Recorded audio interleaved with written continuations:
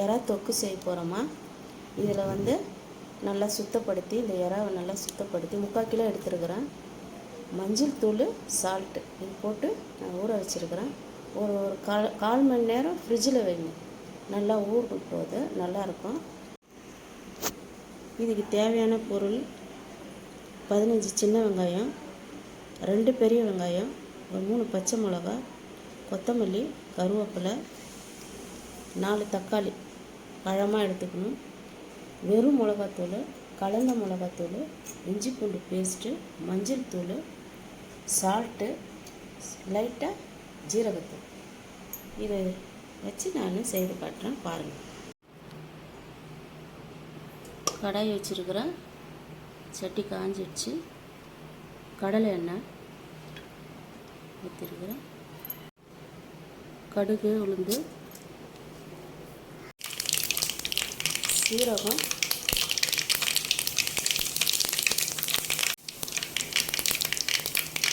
சின்ன வெங்காயம், பெரிய வெங்காயம் ரெண்டுமே ஒன்றாவே போட்டுக்கலாம்.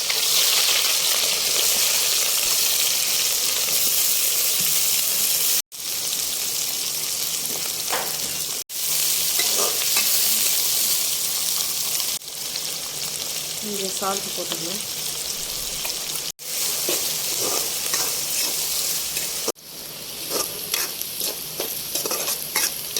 இந்த அளவுக்கான பிறகு இஞ்சி பூண்டு பேஸ்ட்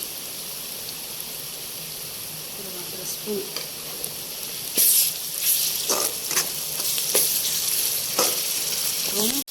வெங்காயம் வந்து ரொம்ப ப்ரௌன் ஆகணும்னு அவசியம் இல்லை. இது இந்த அளவுக்கு வந்தாலே போதும். பச்சை வாசனை போனால் போதும்.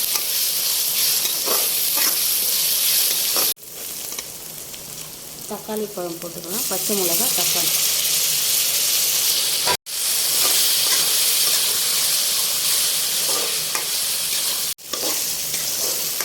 தக்காளி நல்லா வதங்கிடுச்சு.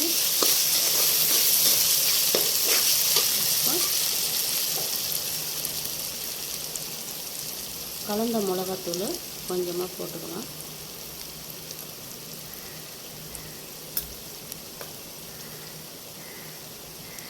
வெறும் மிளகாத்தூள்,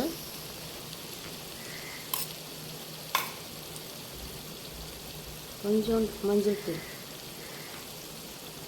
இது வந்து ஜீரகத்தூள்.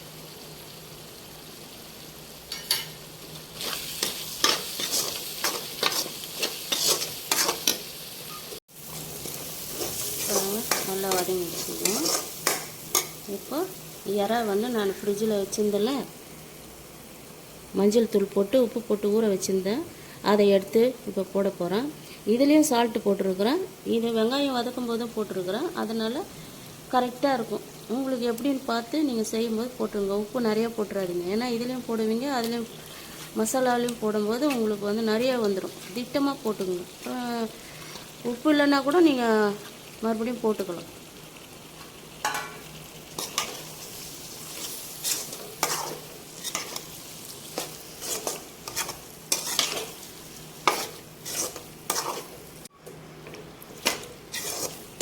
இப்போ லைட்டாக தண்ணி ஊற்றும்.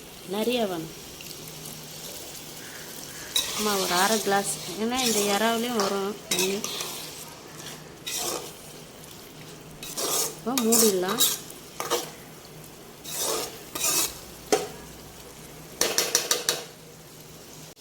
ஒரு 5 நிமிஷம் சென்று நம்ம திறக்கலாம். இதை எப்படி இருக்குது பார்க்கலாம்.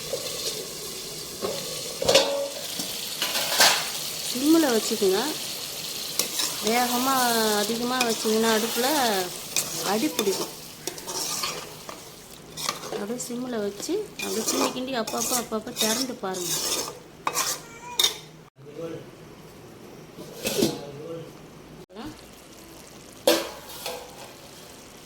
பாருங்கள், இந்த மாதிரி அப்பப்போ திறந்து பாருங்கள். அடி பிடிக்காத அளவுக்கு.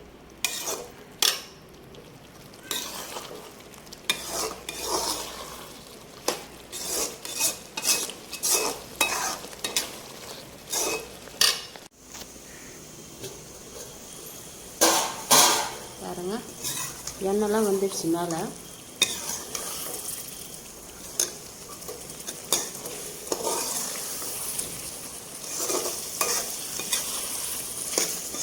எண்ணெய் பிரிஞ்சு மேலே வந்துடுது. இந்த மாதிரி செய்து பாருங்கள், நல்லாயிருக்கும்.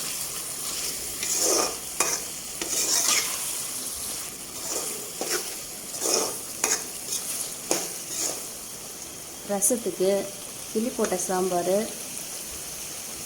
சப்பாத்தி, சாப்பாட்டுக்கு நல்லாயிருக்கும். சாப்பாட்டில் பிசைஞ்சு சாப்பிட்டா நல்லா டேஸ்ட்டாக இருக்கும். இந்த மாதிரி வரணும். இந்த வெண்ணெயெல்லாம் மேலே பிரிஞ்சு வரும்போது